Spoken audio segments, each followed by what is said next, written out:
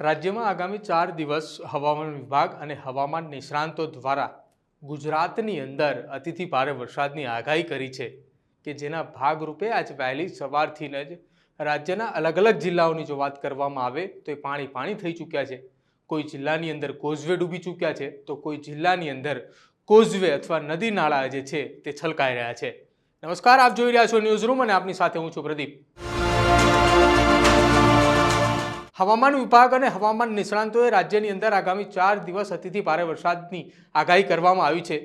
આ આગાહીના ભાગરૂપે આજે વહેલી સવારથી જ દક્ષિણ ગુજરાત અને સાથે સાથે સૌરાષ્ટ્રના ભાગોની અંદર અતિથી ભારે વરસાદ વરસી રહ્યો છે। કોઈ ગામની અંદર કોઝવે તૂટી ચૂક્યા છે, કોઈ જગ્યા ઉપર બ્રિજ તૂટી ચૂક્યા છે, અન્યથા અન્ય કોઈ ગામની અંદર ગામના તળાવો તૂટીને ગામની અંદર પાણી ઘૂસી ચૂક્યા છે। સૌરાષ્ટ્રની અંદર સૌથી વધુ વરસાદ પડતાની સાથે મુખ્યમંત્રી ભૂપેન્દ્ર પટેલે તાત્કાલિક એક બેઠક બોલાવી છે।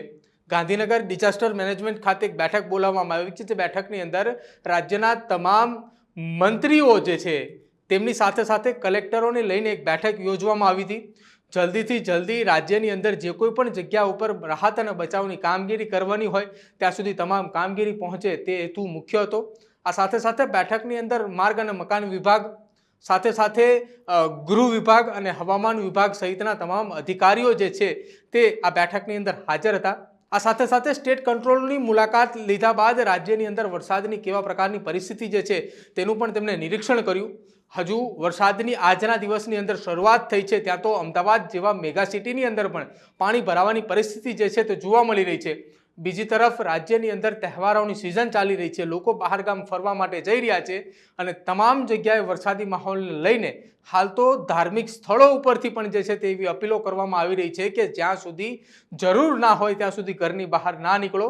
તમામ યાત્રાધામો જે છે તે આગામી 4 દિવસ સુધી ધીમે ધીમે એક બાદ એક જે છે તે બંધ થઈ રહ્યા છે। તે પ્રકારની પણ માહિતી જે છે તે મળી રહી છે કે જેને લઈને રાજ્યની જનતાને મુખ્યમંત્રી અને સાથે સાથે રાજ્યના કલેક્ટરો દ્વારા પણ એવી આદેશ કરવામાં આવ્યો છે, એવી અપીલ કરવામાં આવી છે કે જો તમને તમારા ઘરેથી બહાર જવાની જરૂર ના હોય, કોઈ કામ ના હોય તો ઘરની બહાર ના નીકળશો।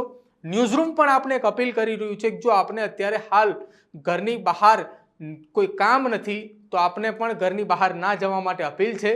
કેમ કે ગુજરાતના મોરબી જિલ્લાના હળવદ તાલુકાના એક ગામમાં એક ઘટના બની ચૂકી છે।